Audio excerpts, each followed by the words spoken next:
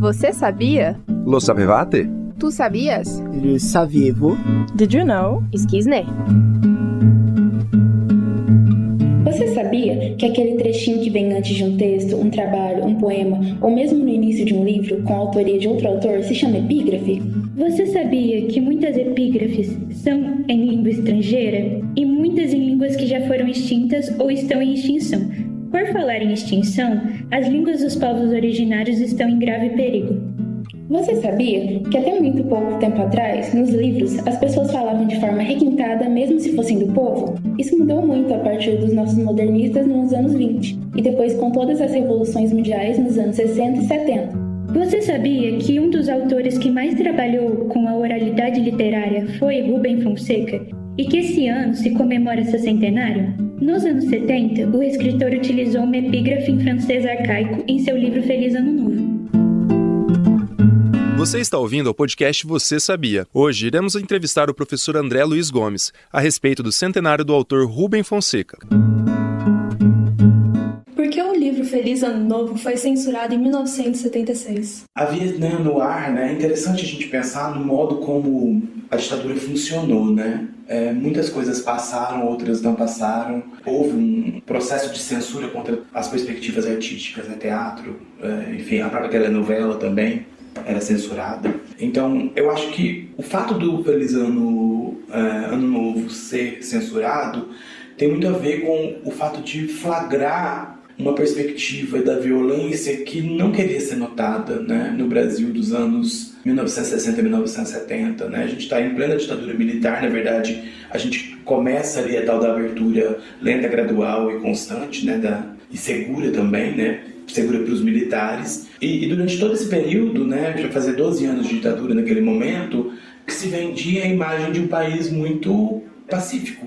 Então você ter um enorme conjunto de contos que trata de perspectivas em que a banalidade do mal é colocada no primeiro plano, e essa banalidade do mal ela é colocada num plano de luta de classes, isso não interessava nem um pouco para o regime militar. Estava, por outro lado, naquela perspectiva do Brasil, o meu deixo, o Brasil país de todos, o Brasil da Copa do Mundo e também tricampeão, ou também a perspectiva do Brasil do milagre econômico, as obras faraônicas, então o Brasil que se modernizava. E aí você pegar um livro como Feliz Ano Novo, o conto principal em que as pessoas elas vão roubar as outras e a principal motivação é, digamos assim, eu estou na desgraça, na miséria, e o outro está lá comemorando o seu lindo Réveillon, a perspectiva da vingança aí. Então acho que tem muito dessa perspectiva de não aceitar um flagrante da luta de classes a partir desse recorte, dessa mediação que Rubem Fonseca faz nos seus textos. Qual lugar a violência ocupa dentro da obra de Rubem Fonseca? Eu acho que ela é até no principal, um projeto de análise crítica da obra do Rubem Fonseca que não passa efetivamente pela violência está perdendo alguma coisa ali. É claro que um romance, um conto, ele nunca é apenas uma coisa, uma leitura, ele não traz apenas um sentido, há muitos sentidos ali. Mas eu acho que a violência é um dado primordial. E o modo como ele constrói a violência, que precisa ser encarado de uma maneira um tanto quanto crítica, para você ver também os limites do mediador e escritor, A gente entender que o escritor ele é um recortador de contexto, ele está recortando o contexto e esse recorte é impregnado dele, não dele projetado no texto, mas do seu conhecimento de mundo, das suas ideologias. Então, para uma pessoa que foi atravessada o tempo inteiro por essa noção de violência, a violência se torna um tema importante, Então, acho que tem essa dinâmica aí. A dinâmica ela é essencial para ler o Rubem Fonseca. E, evidentemente, essa perspectiva da violência, ela vai ser lida de maneiras diferentes, Há, por exemplo, a leitura eu não gosto muito, eu admiro muito a Regina Del Castagnet, mas ela faz uma leitura, eu diria, muito problemática do Rubem Fonseca, quando ela vai falar que o Rubem Fonseca ele trata o pobre como um inimigo, como outro. Eu concordo em partes com isso, ele é o outro inimigo, sim, porque ele é o que vai se vingar, é o que vai cobrar,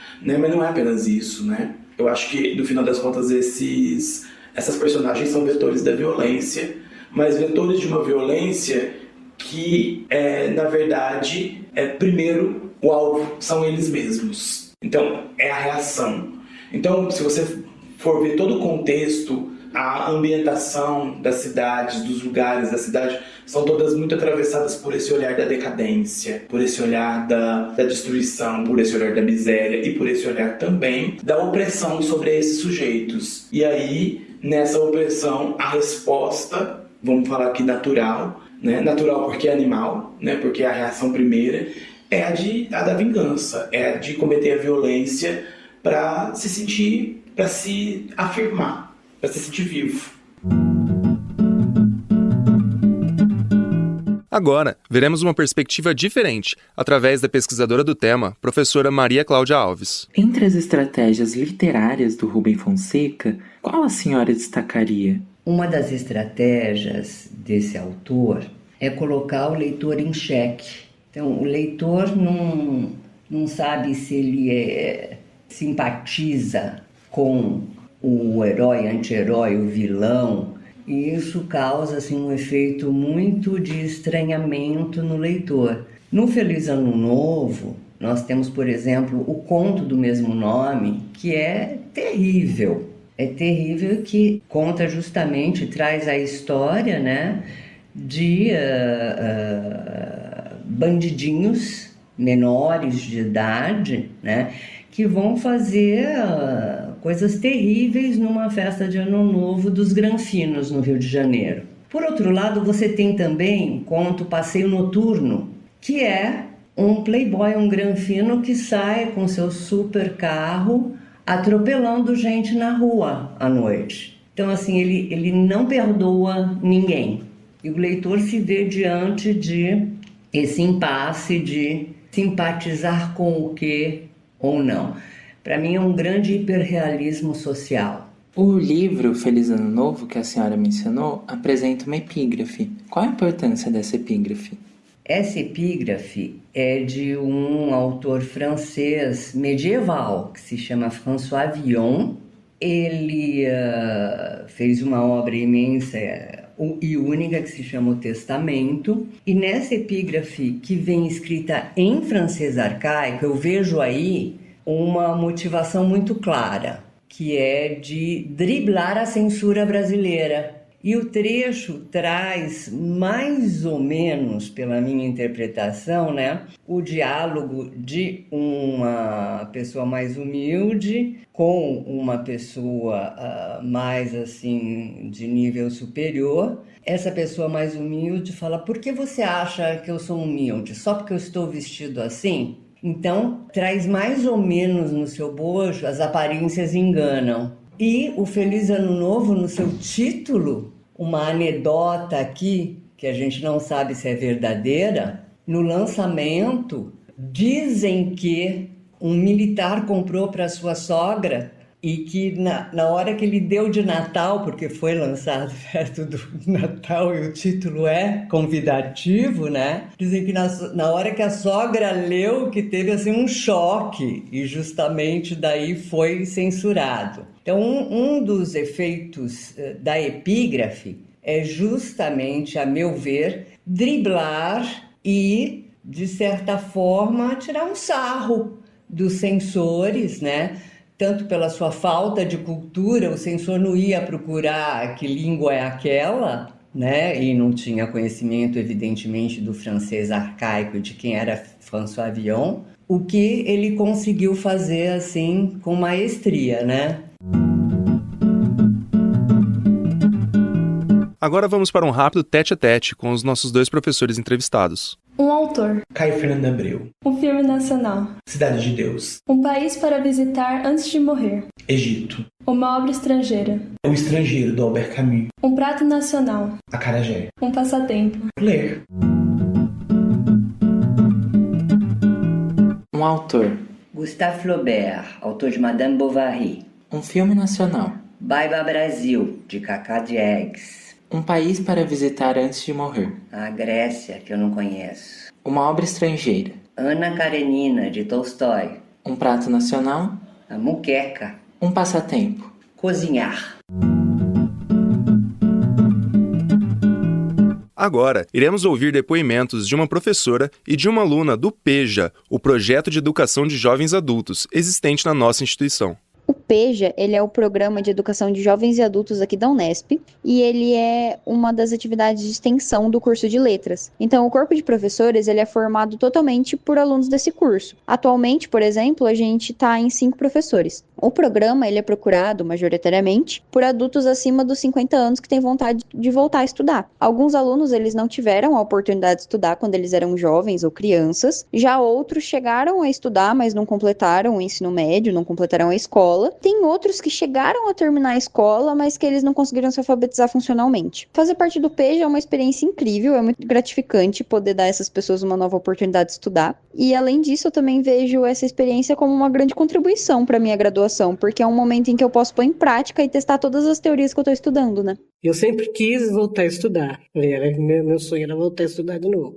para aprender e fazer alguma coisa, né? Sabe, alcançar alguma coisa, algum projeto, né, na vida. Aí minha sobrinha, como ela estuda aqui, ela falou: tia, tem um projeto do EJA lá no EBILSE, a senhora não quer entrar, aprender de novo? Eu falei: quero. Ela falou: então eu vou... Tem um professor Fábio, né, que foi meu professor na faculdade, ele está à frente desse projeto. Aí eu falei: vamos conversar com ele, entramos em contato com ele, conversar com ele para mim voltar a estudar. Aí ela conversou com ele pelo WhatsApp, aí ele falou: se a senhora quiser voltar a estudar, a sala de aula vai estar aberta, né? Aí eu comecei a vir, eu não parei mais. Aí quando eu perco, eu fico triste, né, quando às vezes não dá para não vir, mas sempre dou um jeitinho de vir. Graças a Deus eu tô aqui agora, aprendendo, conhecendo novas pessoas, né? Fazendo amizade com as meninas aqui, com as professoras. E hoje eu tô feliz em estar aprendendo mais. Este é o projeto Podcast Você Sabia? Conversa sobre línguas, literaturas e culturas estrangeiras, que está ligado à curricularização da extensão do curso de licenciatura em letras do IBILSE. Docente Maria Cláudia Rodrigues Alves, da área de francês do Departamento de Letras Modernas.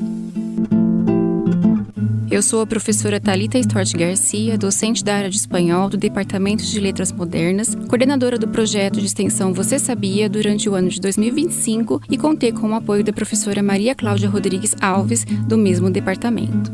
Gostaria de apresentar a equipe do projeto. Alanis Aleixo, Beatriz Emanuela, Beatriz Kili, Raquel Rissan, Juliana Melzi, Sara Pelaquim, Lohana Belloni, Alicia Táparo, Vitória Nayane, Laura Coelho, João Pedro Macedo, Joyce Pacheco, Lucas Navarro, Maíra Ito, Maria Fernanda Paz, Lucas Francisco, Maria Eduarda Feroldi.